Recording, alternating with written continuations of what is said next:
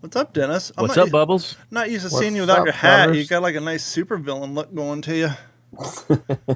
Yeah, I was gonna say I don't know if it's the background or just the camera, but what happened? It looks like it took all of the hair on your head and it put it on the bottom here. I don't know if that's a Austin camera trick. Powers, welcome to my underground lair. Mini me, stop humping the laser.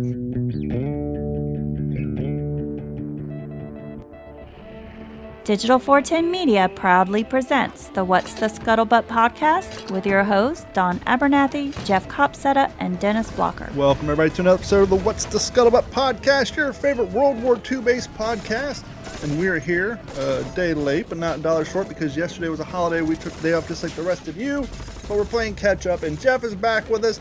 Dennis is here, looking like a supervillain on his own private island, playing with his laser beam. What's going on, fellas? I just realized you just changed your background in like the split second. It was completely different. There was a rotation. Got a rotating background going. A little Tarawa action going on there. Nice. So, Jeff, you've been super busy, fella. What's been going on? Yeah, it's the beginning of Living History season and air show season and all that. So yeah, I've been pulled a few different directions, and it's been a lot of fun having Dennis, really fully integrated into the hobby, and being able to support and add on to the display. Right? I mean, Don, some of our listeners know. You do these events and you bring all the stuff and the tables and everything's heavy and you're putting everything out, and you lose your voice after 2 days of talking to 10,000 people. And it's always nice to have a variety, right? I mean, I concentrate typically Air Corps. Don, you typically concentrate Marine Corps, and I know over the last 10 or so years doing this kind of traveling, there's not usually a Navy contingent. No, there's not. Um, We're lucky we have. Sadly, he just passed away, and I'll talk about at the end of the show. But we had one guy down here who did a lot of it. And when the USS American Victory, the Liberty ship in Tampa Bay, would actually go out on the tours and float us around Tampa Bay, he would do his Navy impression and do a quite very good job at it. But yes, it's very true. Navy impressions are one of those that aren't done a lot. yeah, and it's odd because Navy was such a huge force. It was everywhere in the world, right? I mean, obviously you do Marines, it's PTO. But yeah, I mean, the Navy was responsible for so much in World War II and lost so many. There were so many casualties that were Navy and related. So it's refreshing to have Dennis come out. Not only as having a good friend, a fellow podcaster, but to have him side by side to add to complement. The displays that we travel with has really been. It's just been cool, and I got to say, I think the coolest thing so far here this year and the start of Living History season for us was watching Dennis become the inheritor of artifacts from another reenactor. I mean, The old watching hand me down. watching stuff be dumped on him, handed over to him. He is now responsible for it because somebody else saw Dennis as it happens, right? People are like, you're the person that can take care of this and appreciate it and build it into your display, tell the story. And I've been very lucky with that over the years, and to sit back and watch somebody else light up when they're opening this briefcase of all this amazing It's stuff. like the scene in Pulp It's just Fiction like, when he oh opens my God. the briefcase and the light hits his face. I just came up with the term "one man's duplicates is another man's impression." And he just got his impression built out. Because when you've been in the hobby as long as we have, what tends to happen, you'll be walking to the flea market like, I got 13 haversacks, but that thing's cheaper than a reproduction. And so you buy it, throw it in your. The next thing you're like, why do I have 13 haversacks? I know, I'll take 5 of them to the next event and offload some of them or give them away, depending on how close that person is to you. So yeah, that's part of the community of this hobby. And we've had a lot of reenactors on this show over the years, but I don't think we've had a new to the hobby reenactor, right? Most of the people come on here once they've done it in a while, they've had their spiel down. So Dennis, as someone who's new to the hobby and you're starting to get more and more acquainted with the people in the community, and you'll learn this. It's a small community, especially in your city, right? And so as you're going to these events, like you start to recognize faces and names, and you start to form your own little cliques and groups of people. Coming from a historian and an author and brought into this hobby, what's some of the things that either surprised you, stood out to you, or the things that you noticed or enjoyed? Just give us a fresh eye look into the hobby and what other people who are thinking about getting into living history could look forward to. Your mic's muted. I There think you go. that one of the coolest things that I got to witness, and one of the things that really stood out during that weekend, because that was the first time that I had my own impression, and I had 3 tables, and it was a great setup too. It was Wade and Jeff came up with this idea of making our displays in a circle, and or more of like an oval, and so we were on the inside, and then all of our tables pointed out, all of the materials, and I had display boards and things that people could flip through, and then they had all their great stuff. So people were just continuously circling these tables, Living and they'd come history in back the over round. multiple times, and it was a blast. But when you asked something about something that surprised me, it was seeing in the face of a woman in her 60s this shock, and watch her face drain when she looks over and sees Jeff. And immediately her eyes filled with tears, and she started to smile, and she said, "You look just like my dad." Wow. And was it her dad, Jeff, or was it her grandfather or uncle? I think it was maybe her Uncle. uncle. Yeah. Yeah. That's crazy. And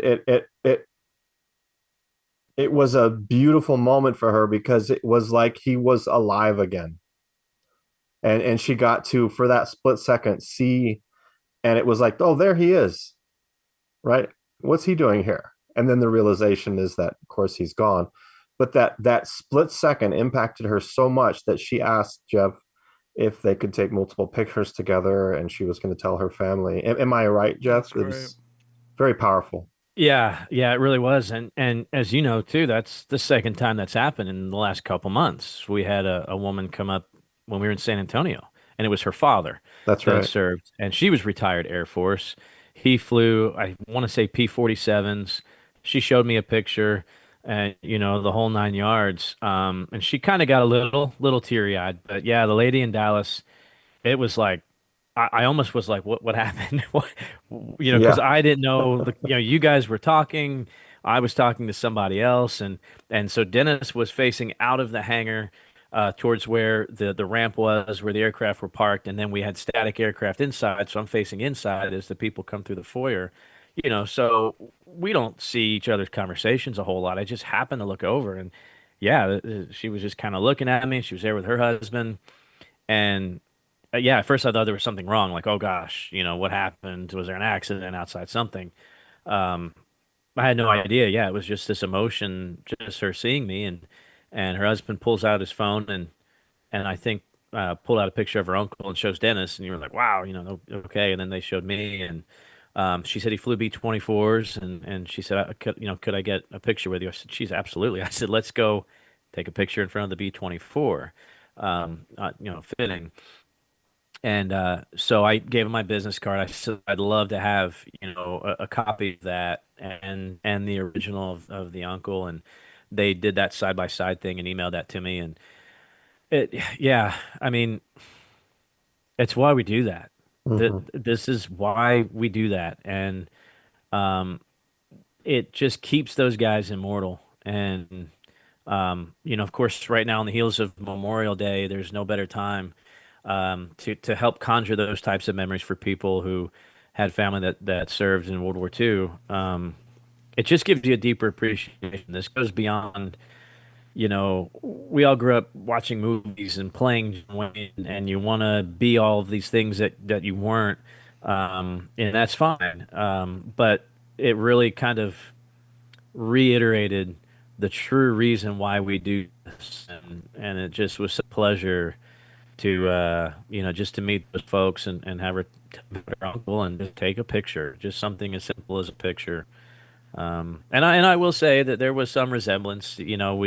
The picture, the side by side, our crushers are cocked almost identically the same. Of course, it's the same uniform.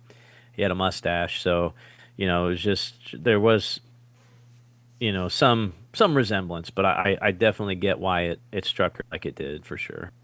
Sometimes I got to remind myself, and I think probably a lot of our audience probably has forgotten this too. Living history was actually one of the first forms of history, right? Back, years and years back, in Native American times, back in caveman times, back in, European times, before everybody was literate and could write.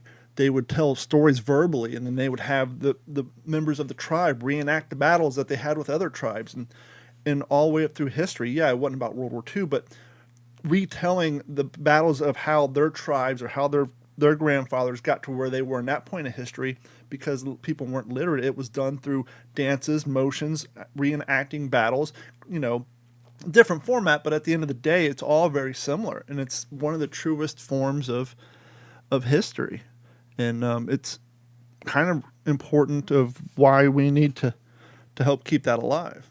Yeah, it's very cool. And yesterday I was out at the cemetery out in the small town, Castroville, and Memorial Day, I had something I do with my girls. This year they weren't with me, but I'll go find the headstones of veterans that have been overgrown or covered with mud. Some of them are half buried under mud that from the rains, and then I'll restore them. I took a weed eater with me, and scrub brush and this and that broom and a couple other things, and get it back to them. That I bought little spinners, little pinwheels at Walmart, patriotic pinwheels, and a flag, and some flowers, carnations that were red, white, and blue. And I put a flower, and a flag, and a pinwheel at each headstone. And when I was done, I decided to walk up the hill, because looking down, you just see all of the headstones and all of the flags where the veterans are. And it was just stunning, because this is a small town, and it was just so many flags. And I was sitting underneath a shade tree at the top of this hill, just looking over everything. And I had my little harness and my Bose harness that plays music out. And I was listening to the song from Saving Private Ryan, Visitation to Normandy, where it shows the elderly gentleman walking up to that song was playing. I had it on a loop over and over and over again as I was doing this work. And as I'm sitting up there, and you asked earlier, Don, about how it was to then come into this community. I glanced down at the headstone next to me where I put my chair, and it is a fellow's named Mangold, and it says U.S. Army Air Corps, 8th Air Force. And immediately I was brought back to the weekend up there in Dallas, and the privilege I had to be there with Jeff and Wade, and it made me very circumspect in the way that I was processing what I was doing. And I pulled out this cigar that Wade had given me, and I sat underneath there, and I'm sitting among all these veterans, and I'm just smoking this cigar that was given to me by Wade, who's got his own impression that he does, which is always excellent, in the Jeep that he had there. And I made a little video, and I sent it to Jeff and Wade and told them, and I mentioned the other guys that I had met. And it's interesting you said that, Don, because that's who I thought of out there. For some reason, I didn't think about my grandfather as much as I thought I would. And I didn't think about my great grandpa who was killed at Aachen. But I thought about what we do is so important, because it keeps all these guys, it keeps them alive, and it keeps their stories going, and they're not forgotten, not by us. You guys are talking about cleaning gravestones, and I saw a quick blurb on the story today, and it didn't even really. I was like, "Well, that's cool," but I think it goes in line exactly with what you're talking about. We can all agree that politics in this country are a mess right now, but check this out. I didn't know this is the 4th year doing this. In the early morning rain, a group of congressmen some of them still in suits after an all-night voting session, cleaned the memorial of 58,000 Americans killed in the Vietnam War. The group calls itself For Country. This is their fourth year in a row washing the wall. Jack Bergman, a retired Marine Corps lieutenant general, is one of only 3 Vietnam veterans still in Congress. So a lot of these guys in the video scene, some of them are 3-piece suits, some of them have their veteran gear on, but these guys, active congressmen, some of them are up voting all night. They're out there with scrub brushes, out in the rain, soap, and they're cleaning the Vietnam Memorial Wall in Washington, D.C., which is very, very cool to see. That's cool. And so shout out to That's them awesome. for that. Just because we're on the topic of living historians, Memorial Day, and the community. One of the things we all love about doing living history is the community, especially when you've been doing it as many years as I have. There kind of becomes, in your individual community, your states, your regions, a lot of reenacting is a regional thing. Like for us, we have Florida and a couple of guys from Georgia and a couple of Alabama boys always roll in. But there's always the reliable face, right? There's always the guys you know that are going to be there, or the guys that, if they're not there, you're like, what's going on with that? This year, the Florida Living History community, we've lost 3 of those gentlemen. We spoke about John Thomas about a month ago, 2 months ago. He's the gentleman who got me into doing First ID. Then about a month back, Jerry English passed away. Now, Jerry, I don't want to go on record to say his age. I don't know exactly, but he was probably in his late 70s. So he died of quote unquote natural causes. He's been around. Him and John Thomas were both there. Like when I started, they were the veterans. They were the go-to guys. And there was another gentleman that passed away too, which completely caught me off guard. He made the announcement a few months back that he had stage 4 brain cancer. And this is another contemporary of mine. The guy's probably 6 years older than me. His name was Mike Alvarez. Mike's uncle was in the 82nd Airborne in World War II. He was a historian through and through. He did Civil War, Spanish-American War, World War II, World War I, the whole gambit. He had the uniforms, the gear. He knew everything. I have a bunch of my photos. The 82nd Airborne demonstration I did where I'm sitting when we did that video. Mike's sitting behind me when we're walking out. Mike's in there. So Mike just passed away. His funeral was last Friday. He had some of his living historians doing color guard in full uniform. June 3rd, we're having the Zephyr Hills event where we're doing obviously D-Day, but we're also going to have a memorial to Jerry and Mike and John as well. But it got me thinking, we're all of age cats now, right? And World War II living history, Civil War living history, that's one thing. But I got to think, it's not even relegated down to that. It doesn't matter if you're a little league coach, right? And all the coaches on your little league conference are all in their 30s and 40s. Or let's say you're a Boy Scout or whatever. Any sort of extracurricular activity that requires logistics, planning, organization, funding. You have a core group of guys, right? And a lot of those guys have been doing it forever, and they're getting older and older. And sadly, life happens, whether it's cancer, old age, accidents. These guys are going to start dying out. And all of a sudden, that community is getting a lot smaller, especially in areas like living history where we're not replenishing with younger kids, right? It's getting harder and harder. Well, for a while, we're starting to see a little bit of injection now, but it's getting a little harder and harder to replenish. But even if we are replenishing, what kind of happens is you got your the middle ground guys, the guys we like to show up, set up, and take on the least amount of responsibility, right? We just want to be responsible for our stuff and then leave. But I just want to remind everybody, and I kind of got pulled into this 2 years ago with VKE when Art retired, where Paul and I took over VKE, and now Paul, Nate, and I are kind of trying to do more to help maintain the living history here in Florida. But I just want to reach out to our audience, say, hey, if you're a living historian and you've been doing this for a while, you know your community, and you show up, you bring your impression, you're killing it. End of the weekend, you're picking up and going home. That's fantastic. But do me a favor, your next event, look around, see who your organizers are, see who your community leaders are, and ask yourself, who are their replacements? Who can we count on to keep this community alive in the event that something were to happen to them? And ask yourself, is that something that you could see yourself doing? Not now, but maybe just kind of stop. And once again, it could be Little League, whatever. Ask yourself that. And if the answer is even remotely yes, go talk to those people. Not say, hey, I want to replace you, but say, hey, can you kind of show me the ropes of this thing so I can help you out? And that way, when those cornerstone people pass, it's important for the love of the community. And as we say, keeping the history alive, we need to have people we can count on who are ready to step up if the moment calls upon them. And it's crazy to get where I'm at that point now, where it's like,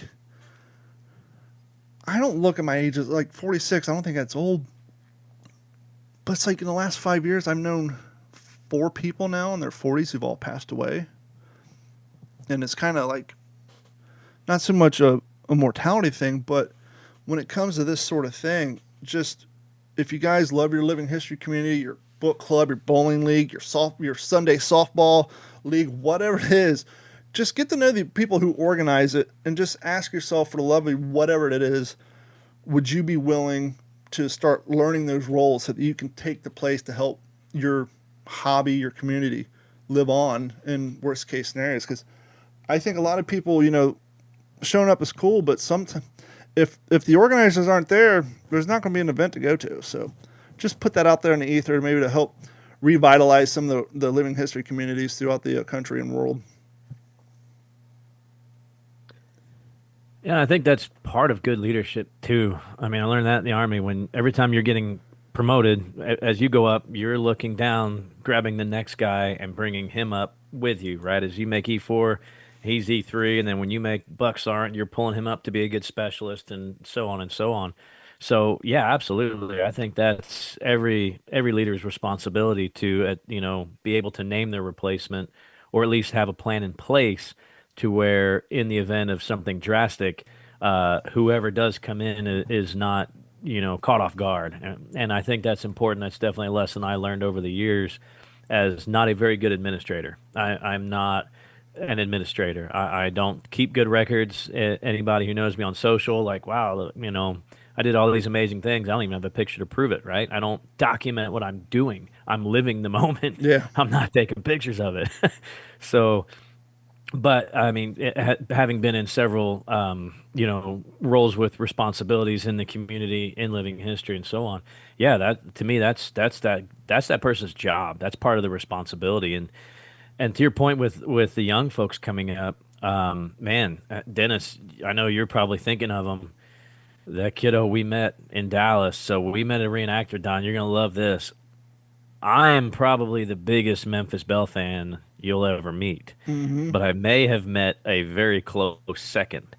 And the kid's not 18 yet, but his impression was spot on. And it's not just, oh, I'm 8th Air Force, or I'm 91st Bomb Group, or I'm 324th Bomb Squadron. No. His impression was the raid on November of 1942, early on in the Memphis Belle's career, when it was a low-level mission to the coast of France. It was not a high-altitude mission. So they wore different things. So that's what I was going to say. That was his impression. That's risky move going early, because the earlier you go, the harder the crap you're trying to find to be authentic is. Right. And he even had the early war Mae West, the B3. Inspection stamped and everything was dated perfectly, and the kid's not even 18 yet. So that right there really gives me hope. There is another generation that's going to take it over. I mean, it's just the natural course of things, but we cannot think that that's automatic. Yeah. It's up to this core group to kind of bring up the next generation, the passing of the baton, so to speak, and it'll come. And Well, and plus we You got to know, maintain his events, right? If we stop maintaining the events, stop scheduling, there's not going to be an event for the young kids to go to fall in love with the hobby. right, And right. that's the other problem, especially, I know I can name 2 museums in Florida over the last 7 years that have closed up. One of them was a beautiful museum up in Lakeland, Florida. Thing was immaculate. You walked in there, it was one of these things where it started out as a guy's private collection, and he kind of rented a space, and then through attendance and donations, he had almost like movie sets. You go around the corner, you're walking down an alley in the French Resistance, and you see a store shop with a broken window. You look inside, and there's a German machine gun nest built in there with MG42s. If you go on my Facebook page, go back 12 years, you'll see photos from there. Guy passed away. Didn't really have a organized corporation to maintain it. Family was like, whoa, this is way too much for us. Only thing we can do is, liquidation sale. And it's kind of like the old meme. What's the old meme? My biggest fear is I'm going to pass away and my wife sells my guns for what I told her I paid for them. But more importantly, that was one less quality museum, or just one less museum in general, to have events, because they would have us out there 2-3 times a year as a fundraiser for them. But for us to do living history in this beautiful backdrop, it was just so awesome to do. But it's, so in order to maintain this hobby and to maintain a community, you also got to, find people to maintain the events. And more importantly, you got to show up, right? These guys can schedule events, go out and do logistics. I remember after my first tactical, Mike Blosky did a Marine Corps tactical, and it was awesome. We did another one a year later, and the attendance was down. And he's like, the amount of logistics and organization and the funding and all the stuff, the planning I put in this, that not having anybody show up, it's like, it just knocked the wind out of his sails. And so, Jeff can tell you, this stuff is not easily organized. It's not easily done to find time on calendars that doesn't conflict with other people's events. And so, our job is not only to show up and do history, but to show up for the events to make sure they're going to be around next year and the year after that. That Saturday was a freaking blast. We got up early and they opened up the hangar doors, and immediately a gust of wind blew everything, all of my displays down. The value of paperweights. The weakness was revealed, and I'm just like, oh man, I was super bummed. And so my mind, I'm processing, okay, what assets do I have? What do I got to do to keep these display boards up? Because they're awesome display boards, and there's, but I was looking off to the side and I saw those stanchions that keep people in line or keep people from going off limits. Mm-hmm. So I asked, and they let me use. So I put those on the table, and the stanchion pulled the cord across, and then as the wind was blowing, it kept everything. It worked. That start of that day was just a blast. Getting to meet everybody. The conversations, a fella coming up to me with a brief, he saw. Your table speaks about you, as a person, as a historian, as an impressionist, as a person who loves World War II history and wants to preserve it. And this fella saw that all the work that had been done, and all the detail and the great artifacts and this and that.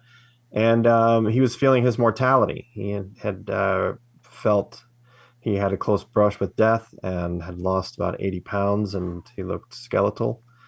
And all the next thing I know, he's coming up to me with this briefcase, and he's like, this is for you. And I open it up, and it's just chock full of World War II stuff, and it's all Navy related, and pictures and dog tags and medals and ID cards, and like so much Stuff would have taken you years to track down, especially nowadays.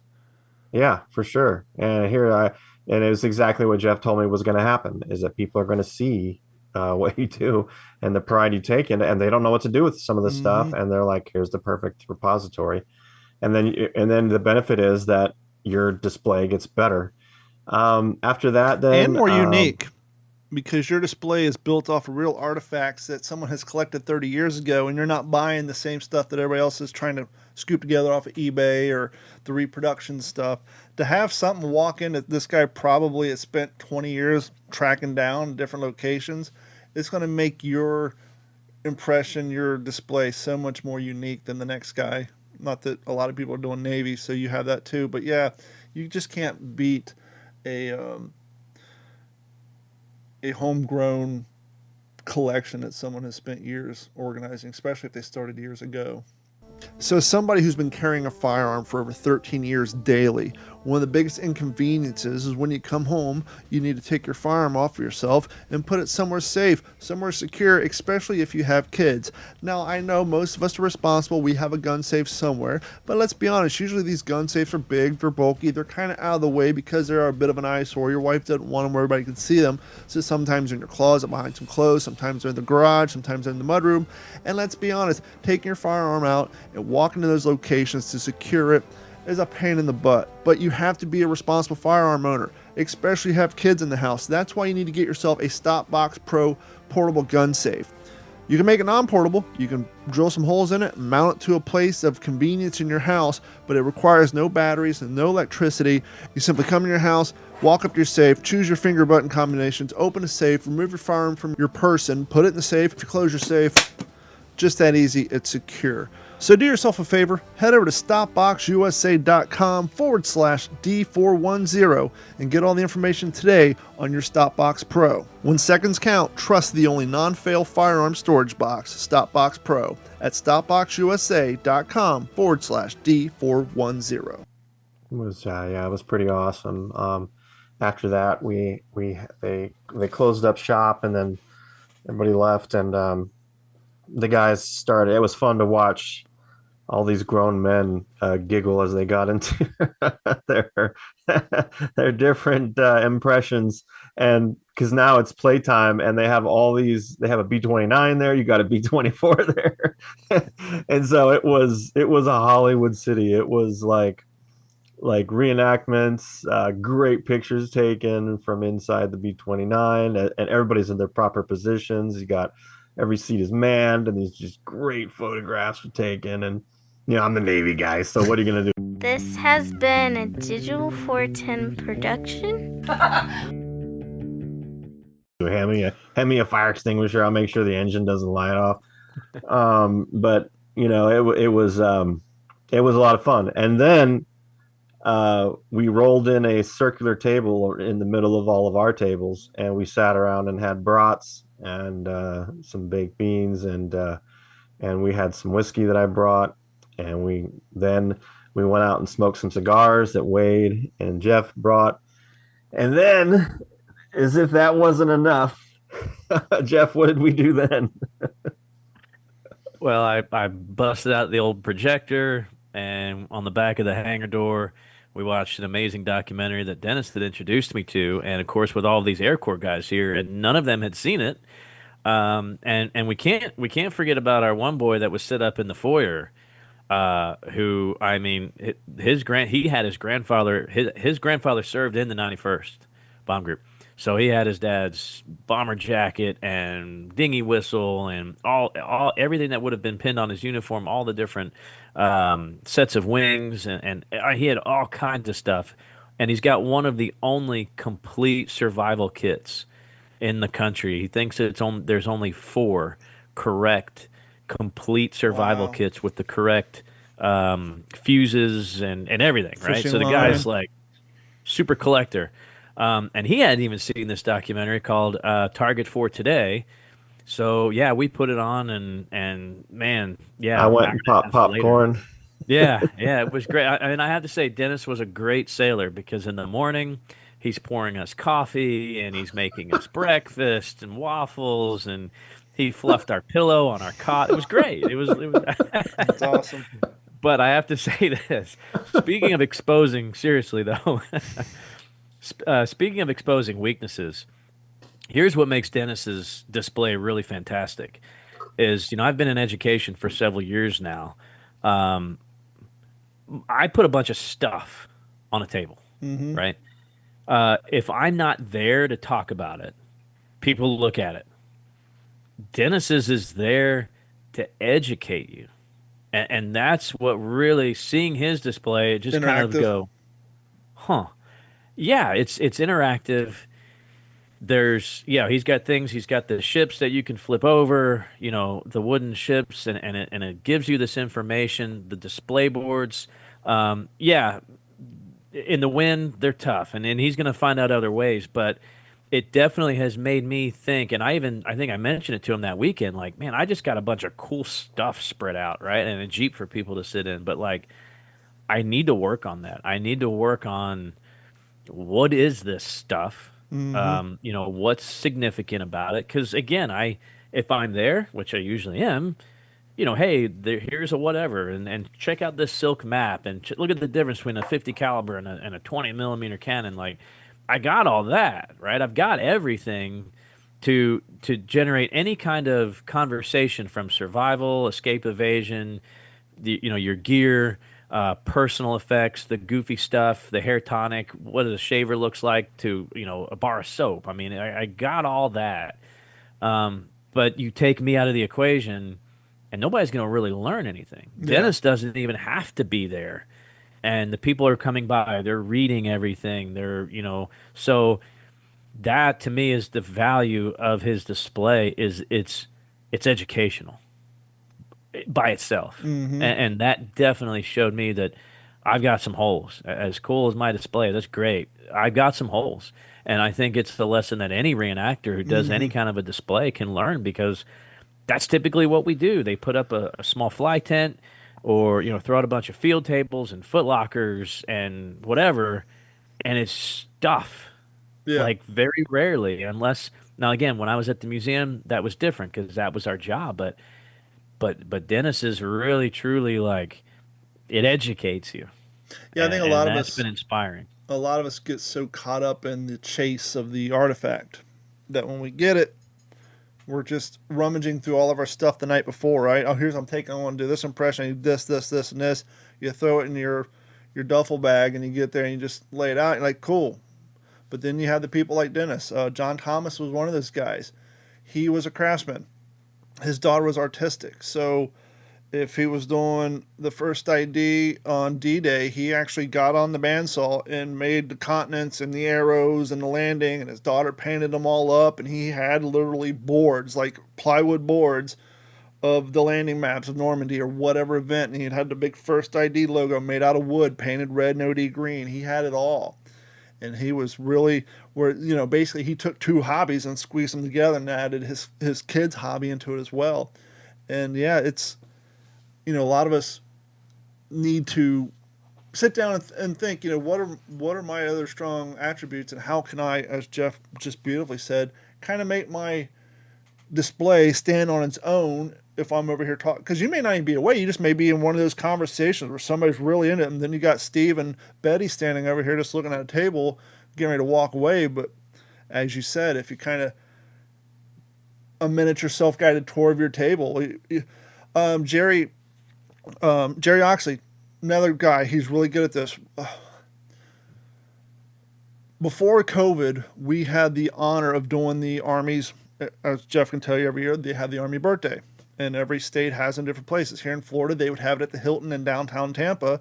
And we ran an event 6 months before. The guy who organizes it came to an event, saw our display, got a hold of Jerry. Next thing I know, we're in the Hilton downtown Tampa, setting up, the X traps on their carpet and creating a D-Day event. But Jerry had his display, but he had little cards. He printed up little cards under these items, and little, just kind of like you said Dennis did, just smaller, here's what these items were, here's what they're used for, so that when you're engaged in conversation, your display can tell its own tale. And I'm real bad at that. I need to get that sorted out too. I'm glad you mentioned that. That was something that was interesting for me to see. Was I almost felt like it was better if I didn't talk to anybody, because then I was going to take them out of what they were experiencing. It was kind of cool. And it was neat to look back. I have this neat display that shows the Normandy beach, and the LCI is what beachheads they hit. I have the zones all colored and written out. And then I have on there the LCI, a little wooden ship, and then it's black, and then it's painted what number LCI it is all along the beaches of Normandy. And some of them are offshore because something happened to them. They hit a mine and sank or something like that. And just for our audience to say, how big are these? Like 2 inches, 4 inches, an inch? And a half? No, the ships are probably a half inch, Okay. maybe even a quarter inch. Were these probably a quarter inch? Did you make these, or did you find like and wooden the ships? ones on the billboard on the poster board, they're a quarter inch and they're numbered.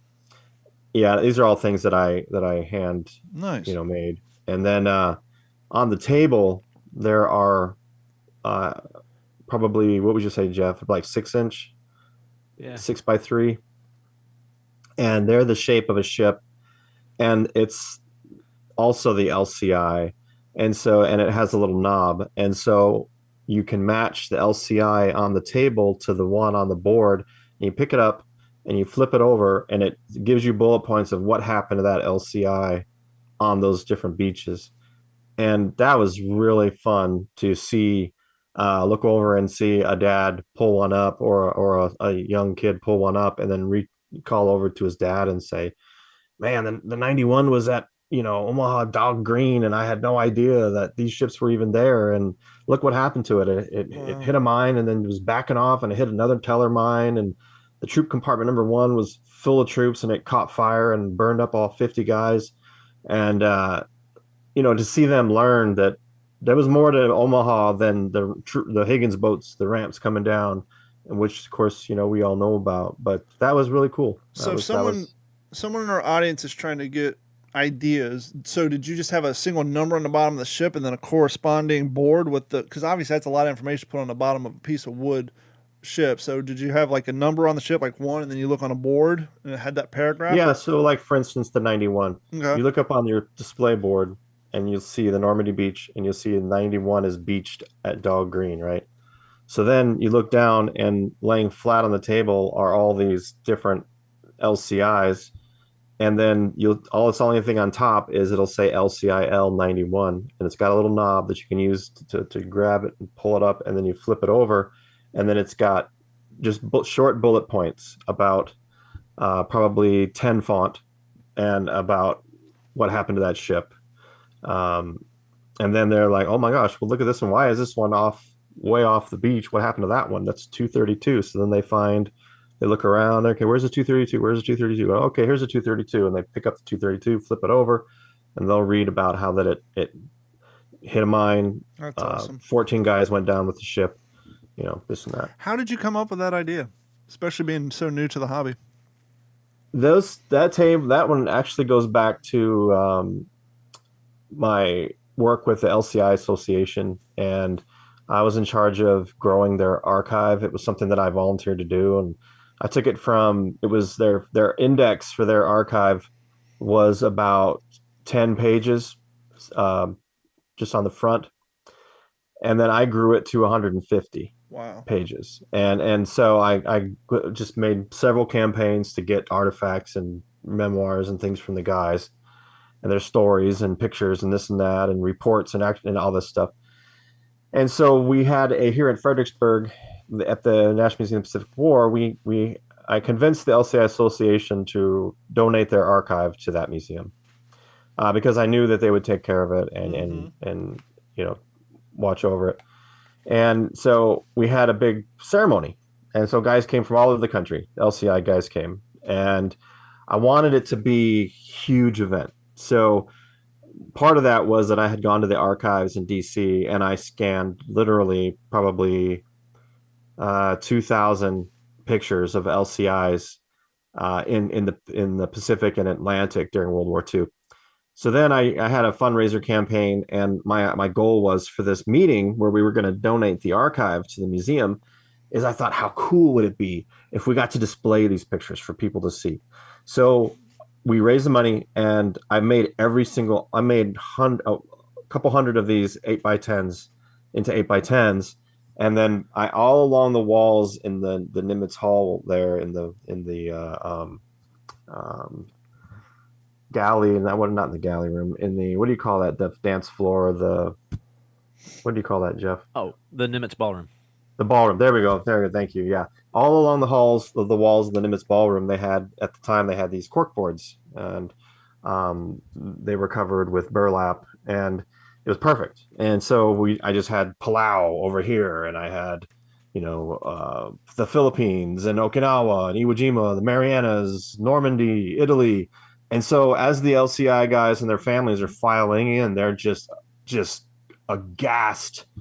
They didn't know these pictures even existed, and they're just beautiful from the combat photographers, and they're just milling around and they're doing all this. And part of that whole presentation is that I wanted to have an interactive display that the guys could go up and see what happened, and they could have their families there and their grandson and their kids, and okay, pull this LCI up and flip it over and you can see what happened to these LCIs. That's a long way for me to tell you how I got the idea. Well, I want to pause for that real quick. Display board. I want to pause real quick for the importance. Okay, you said these guys walked in and there's photos that they didn't know existed. For our younger audience, we take photography for granted. Everybody has a camera. You can shoot off 2,000, however many photos your SD card can hold. You can shoot off and record videos in HD. Wasn't that long ago when the three of us were young that you would buy film for your 35 millimeter camera at $13 a roll for 24 photos, and you had to pay $9 to $10 to get them exposed. So every single photo cost money. Well, go back 40 years prior to that, cameras were even more expensive. They were harder to come by, and they weren't forgiving. People don't know the importance of a light meter, aperture settings, ISO, all that stuff. And so for these guys to walk out of nowhere to see photos, and maybe not of themselves, of situations or guys they knew from 1943, to have your youth come back to you in full black and white grainy photos, that had to be like almost a shock to the system, because once again, they came from a time where you maybe took a family photo once every 3 years. Not everybody didn't have 1,000 photos of themselves. Most of these people may have had 1 or 3 photos from themselves between the ages of 10. That's right. I don't even think school photos, at least high school photos, yes, but I don't even know if elementary school, middle school photos were that common at that point in time. No. So for them to come and see photos of a time that was long forgotten almost, and to see these just had to be completely just almost, I don't even know how you would describe that. Yeah, it was surreal. Yeah, it was surreal because the photographs that were taken were done by actually trained combat photographers in the Navy Department or with war correspondents who then turned over their stuff, and then also the Signal Corps had some great photos as well. So, they walked in, you can imagine, and the whole time they were playing, I've got overhead, I've got playing on a loop the soundtrack for Medal of Honor or European Assault, right? So there's this great, amazing Michael Giacchino music playing the whole time they're there. And then on the big screen, I have playing an actual wartime LCI training video where they were training the crews on the different positions and how to beach and how to retract from the beach and lower the ramps and this and that. It was just all around just this tremendous display, and I was really proud to be a part of it and pull it off, and it was a lot of fun. I'm sure when those guys left that night, they're like, this was far more than I was expecting walking up in here. I was expecting, maybe some music, a sit-down ceremony, and cutting the ribbon of a new display, but to walk into something like that. Oh my gosh, yes. Insane. I got to tell you guys too, one more thing, and for our listeners that I think everybody would really appreciate, is my brother-in-law had come down with my sister from Alaska, and he was active duty Coast Guard, bosun's mate. And what I did was I put him up in the up in the balcony, and my dad came, and he was in his full dress uniform. He's a retired Air Force cop. He was a master sergeant. And so what I did was I knew who was going to be in the audience as far as the LCI guys. And so my dad got up there and he called roll. So he got up there and he said, motor machinist mate, first class, John Comer, LCI 502. And then John Comer, the president of the LCI Association, would stand and say, here, or present. And he'd sit down. And then Dad would say, Seaman First Class Royal Wetzel, LCIG 70. And Royal Wetzel would stand and say, "Here." And then Dad would say, "Seaman First Class Robert Minnick, LCI 449."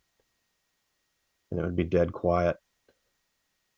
And he would say, "Seaman First Class Robert Minnick, LCI 449." And then my brother-in-law stood up in the balcony and he says, "Master Sergeant Blocker, Seaman First Class Robert Minnick is not here. He was killed in action at Iwo Jima." And then he would call the next guy who would stand in the audience. I'm telling you, I got goosebumps city right now. It was something we will never forget, as we listed 2 guys who were there, and then we listed a guy who died at Normandy, or a guy who died at the Philippines from a kamikaze attack. And my brother-in-law just booming with his voice. Nobody better to do it than the bosun's mate. And he's up there just, it was something I'll never forget. It was amazing. And then, and then plus you're surrounded by all these photographs and the video. It was just so, yeah.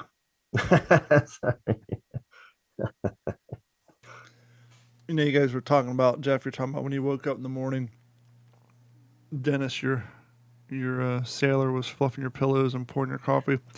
There's something about waking up at an event, right? Especially if it's an outdoor event, because you cots are comfortable for about 3.5 hours, and then you're just tossing and turning. If you're a side sleeper, I'm sorry, your life is going to be terrible for the night. So you're going to roll out of that rack at 5:36 in the morning anyhow, especially if it's outside. But there's just something about waking up in a uniform that you wore all day yesterday, same socks, sleeping with the itch, and there's being, I remember one year I was at a air show. I can't remember which one it was, but we were sleeping on the tarmac in the grass.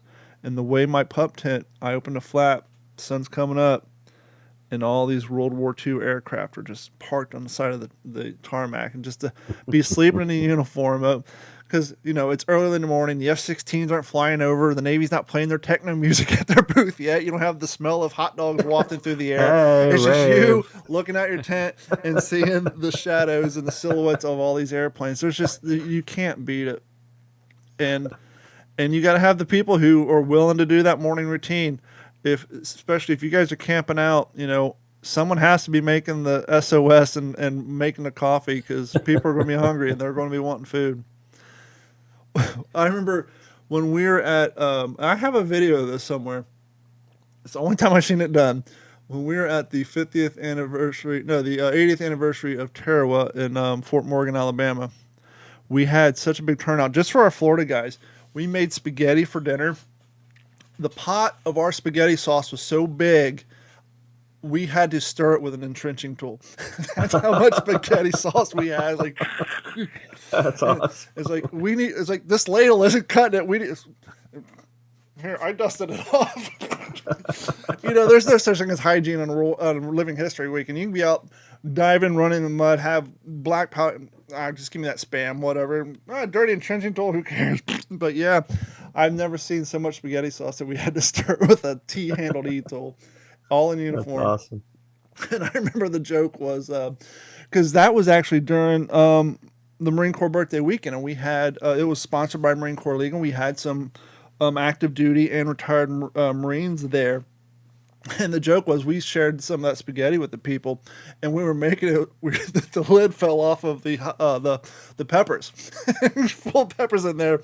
And so I don't know if you guys know this, but at the Marine Corps birthday, they kind of have a tradition where you can kind of call somebody out for their nonsense. I forget the terminology they use for it, but someone called out one of my guys for how spicy the spaghetti sauce was. He's like, "I was told to put in a skosh. I just put in a skosh." And like the whole joke that weekend was a skosh of chili peppers. It was just too damn hot, but it was so much fun just to, make that much food. But yeah, you have to have someone at an event, especially if you have a good contingent of guys. You got 5-10 guys there. Yeah, everybody will pack their Spam and they'll have their K rations, but nothing makes an event better than whether it's Having a Navy guy that brings a toaster. warm SOS, whether it's spaghetti, something warm food changes it. I remember my first 20 or so events, I just bring toaster. cold food.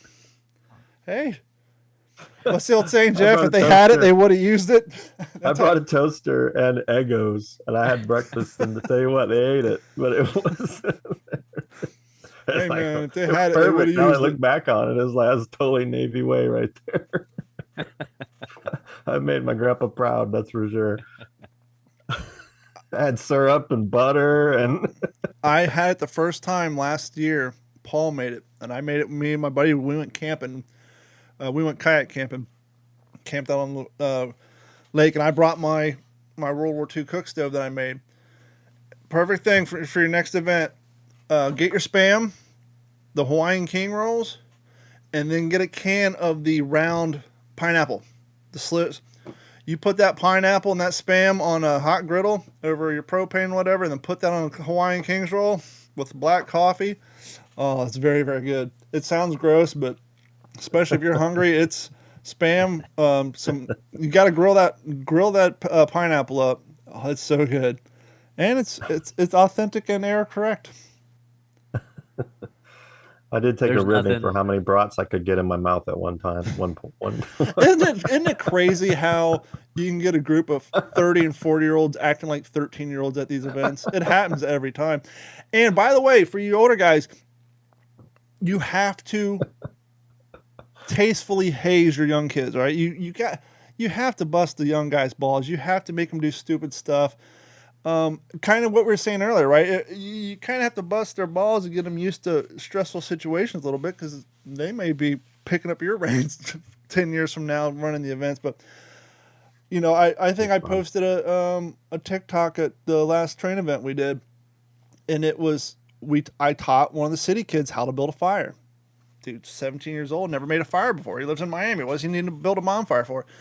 But it was funny because you can always tell the kids when they're making the first fire, because they're the kids poking at it all night long. They won't let that son of a gun rest. And he was sitting there poking. I was like, took a video. I was like, yeah, you can always tell when the city kids learn how to make a fire, because they'll tend to it all night long. But it's so fun to that's the other thing too, right? Teaching kids how to set up a pup tent, how to build a fire, how to maintain a fire. Here in Florida, you need kindling. Palm fronds, brown palm fronds burn forever. Great kindling. And so not only these kids learning history, they're learning camaraderie. They actually get to experience ball busting because, zero tolerance. They have never really experienced that in the last 15 years. The community is so great. I love the public and all that, but 6:30 rolls around, those doors lock, like Dennis said, it's a whole different environment. Once the public goes away and the booze comes out, it's a whole new world. It is so much fun. It is so much fun. Don, can There's you tell nothing like everybody how sunup. to, huh?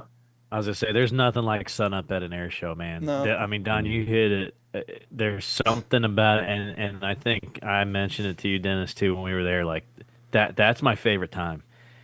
The public being there and talking, that's great. But sun up at an air show, with all those World War II aircraft, it's got a special feel to it. I can't explain it, but sun up at any event like that, like you said, when you're already in uniform and you've been in uniform, for a day or two, I don't know, that's a whole different experience, and it's very special to those of us who appreciate it and take part in it. There's nothing like sun up at an event for sure. And to Dennis's point, he's talking about after the public went away, you guys got free reign. And Jeff and I have talked about this before. Being a living historian at an event in a uniform opens up all kinds of doors. Go to an air show and try to walk down a flight line in civilian clothes. See what happens. Go to an air show, walk down a flight line in full uniform, and see what happens. This way, sir. I mean, you get access to so much more stuff. Yeah, I would say if I could give anyone who's interested in doing this in the future, one thing I would point out is to be very mindful of your host. And when we left, we policed up after our grounds where we left, and we left it better Yeah. than we got it. And we went up to the folks that were running it, and anything you need us to do, we helped load up chairs and tables and things we didn't even have to do. And that they took good care of us, and we reciprocated by getting in there, getting the work done, cleaning up, picking up, and then just, being respectful of the opportunity we were given, because we want them, when they hear our names, to say absolutely it can come. Yeah, yes, please come back. And that's what they say every time. Not that you want to talk about it, but it needs to be said. If you got it, had in my 12 years, I've seen it once, maybe twice. Sadly, there may be that one guy in your community you got to weed out, because when he shows up to places, he's doing stuff like stealing golf carts. Not saying that happened. Stealing golf carts and doing stupid stuff. You can't allow somebody who can't handle their fun shut an entire event down for you guys because, they're being dumb. So sometimes you really, you got to keep an eye on those guys. And that's the interesting thing too, Dennis, you'll learn. As your community as you get to know the people in your community, Living History is probably, I'm sure there may be one or two. I can't think of maybe a comic book convention, baseball card, something, but there's a level of trust you have to have. As Jeff said, when he's not around his display, he's got to go do something. No, that's true. You don't even have to ask. The guy next to you is going to watch your stuff as if it's his. Some civilians come up and walk and they're going to cast an eye, and then if he sees them, hey, something I can help you with. But you'll also notice too, if a living historian shows up that maybe got chased out before or kind of has a bad reputation, you do not want to get even remotely somebody lifting an eyebrow saying, I heard that he may have done something. You don't want to get put in that category, because there is way too much financial investment on the behalf of everybody there. You do not ever want to get yourself a reputation of being a questionable, trusting guy. And, when that character does show up, you got to weed them out of there. You cannot allow that one bad apple to destroy your tree. Yeah. But it is amazing how people will treat your gear like theirs when you have to go use the bathroom or make a phone call or whatever. I've never had a thing walk off. Well, with the exception of one year on a train event, I had my HBT cap sitting in my pocket, and I think a kid grabbed it out of it. But other than that, I've never had anybody walk off with an item or anybody I know for that matter, had anybody walk off with an item. But you got to keep an eye out and trust the people around you. And that's part of that community. I'd say, if you're interested in getting involved in those kind of things, message us that you'd like to how to get started, and mail call at WTSPWorldWar2.com. We don't give enough love to our website, WTSPWorldWar2.com. We have a page on there called Quartermaster. We haven't updated it in a while, but it has links to all the primary vendors. World War II Impression at the front, What Price Glory, J. Murray and One Helmets, World War II Soldier, which is a good place to get personal items. Dennis, I know you're new to this, and I know someone just hooked you up with some stuff, but if you're looking for razors or even the boxes, the imitation boxes for the razor blades, or, the correct towels and all that stuff, World War II Soldier is a good place. Atlantic Wall Blanks, Mandalorian, Frontline Rations, they make good ration boxes. All that stuff's on our website. And I have a link on here. The Marine Corps guys who do the event up in Alabama, they are some of the most authentic guys in the world, to the point, and I got this link on our website, K-Canvas Blanco, they actually have the correct color, closest modern day equivalent to what you would have used back then to treat your haversack, your M1 belt, and it's the right color. So if you're looking for the K-Canvas Liquid Blanco Natural for webbing to put it on your gear to make it look authentic, we have the link on our website. And of course, it comes from the United Kingdom, so you're gonna have it's not on Amazon, so it's gonna take a little while to get to you. But we have some cool stuff on there and great links. And never mentioned this either. If you go to our website, there's some banners on there. Feel free. There's some Cast King or some holsters we've given away. Patreon, obviously, our shirts, any of those links you click on our website and you purchase something, they come back and kick a few coins our way, so you can help support the show that way. And but yeah, and we have history through photos. We got all kinds of cool stuff on there as well. And if anybody's listening in the Florida, Georgia, or Alabama area, I was talking about me, Nate, and the guys earlier who are trying to maintain and help rebuild the Florida reenacting community. I've had a page on Facebook for years called Florida Southwest or Southwest Florida World War II.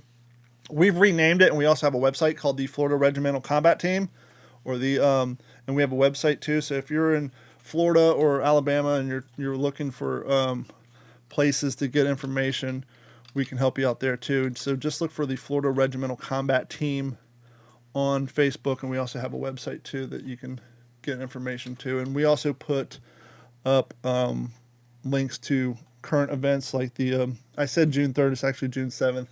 Saturday, June 7th, we're doing that event in Zephyr Hills.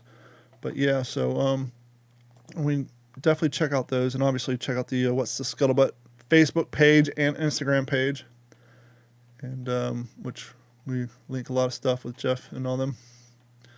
But yeah, you guys got anything else before we wrap up the show? No, I think that's good. That was a nice episode. What you reading, fella? Yeah, so I came prepared just in case we did a what you're reading. I've been really enjoying this book, and the name's been around for a while. Walter J. Boyne. Colonel Boyne he's a retired Air Force colonel who you may have seen him on like early History Channel type, like when the History Channel was history. Yeah. Or 15, 20 years ago. You may have seen him on a bunch of TV specials about the Air War, World War I, World War II. He's kind of one of those personalities that when you see him, you're like, oh man, I've seen that guy like 1,000 times. And I picked up this book here because, like Don, we were talking earlier, this is one of the secondary sources for my history thesis. But I'll tell you, this is just a great. It's called Clash of Wings, World War II in the Air, and it's just a really good, like, just topical approach at the Air War. In general, he goes chronologically.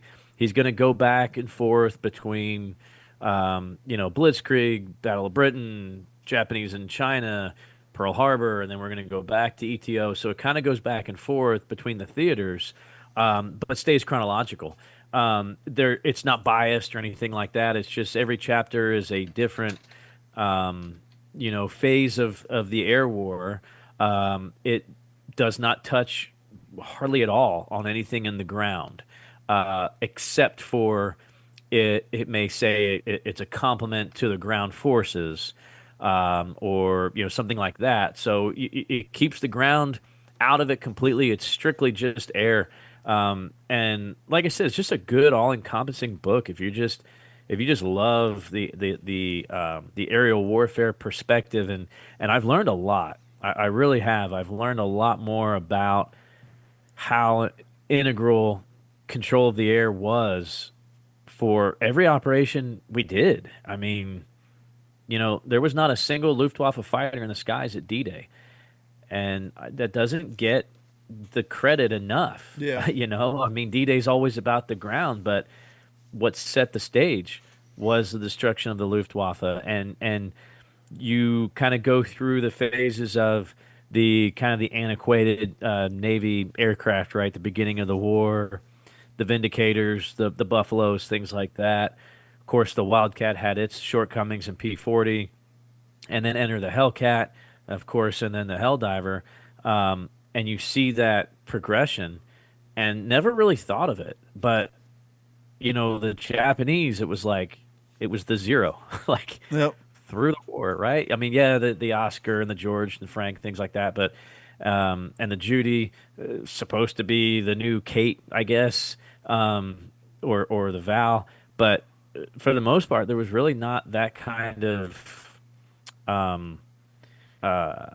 innovation in the air that we saw, right? I mean, and even you look from the German perspective, right? It's 109s flying in Battle of Britain, and it's just a later variant 109 flying in 1944, and we completely redesigned things and rebuilt things, and we start off with P-47s and then enter P-51s, right? But there was never really an enemy aircraft that was like, oh wow, this changes everything. Mhm. I understand setting aside the ME-262, but again, that's kind of like, yeah, that changed things, but that changed things more after the war than it ever did during. Yeah, that was no big like, oh, that's a huge obstacle. How are we going to overcome? So it just kind of opened my mind to that. Yeah. Never really thought of that before. That they just our enemy didn't have the aerial innovation like we did, and they didn't have the quality pilots, to train the next crop. The Hmm. pilots that flew, for example, in the turkey shoot at the Battle of Philippine Sea, were not the pilots that flew at Pearl Harbor. Were not the pilots that had, dozens of kills in China. Those guys were gone, and some of them that flew, or even for the kamikazes, none of them were qualified to land on an aircraft carrier, Yeah. and they didn't have to be. Yeah. I mean, Why waste the it's training? funny, but it's Yeah. like, Why I waste the mean, they training? just weren't trained. Yeah. So It's interesting. interesting book. Um, Obviously, we benefited greatly from it in the 50s with the space program and flight, but it it raises the question: was Germany so hindered in their air coverage? Obviously, we were bombing the hell out of their plants, but we also know that they were spending an inordinate amount of time trying to get the jet engine and jet propulsion systems off the ground, no pun intended. And it's like you kind of got to ask yourself the question: well, maybe if they, you know, spend a little less funding on the jet side of their Luftwaffe and spend a little more production time on propeller based planes to replace the ones that were being destroyed, if they would have had a little bit more of a contingency during those times. Now think about if they would have built several variants of a four-engine long-range bomber. Yeah, That could have changed things 'cause I mean, drastically. And to get jet propulsion, to invent it and get it off the ground, and to try to mass produce that's a tremendous amount of funding and materials for a country who was running short on both and manpower. right, Hey Dennis, what you reading? I'm reading the story of Dr. Vassal Yeah. by James Hilton. It's a story of a American doctor in Java, and he finds himself in the company of survivors from the Houston and a British ship that was sunk, and they have to evacuate them from Java, and a lot of it is fiction. Some of it is fiction, but a lot of it is based off of an actual Dr. Bossel and his efforts to help them escape and whatnot. And I understand that there's even a movie about it with Gary Cooper. Interesting. But it's kind of what I'm reading to my girlfriend every night before we turn out the lights, and I'll read from it. And Now, not to it's get too good. personal, but are you reading this while sitting up against your headboard? Or are you pacing across the floor like you're giving a lecture to a college class as you're reading this book aloud? Oh no, we just lay there. My I soothing, my soothing, my soothing voice puts her to sleep very fast. Hopefully it's your voice and not the subject matter. We'll say it's the voice. But good on her for allowing you to share your passion and to read it aloud amongst the two of you and your cat or dog or both. We actually Or neither. watched Midway together, Nice. the one from the '70s on Memorial Day.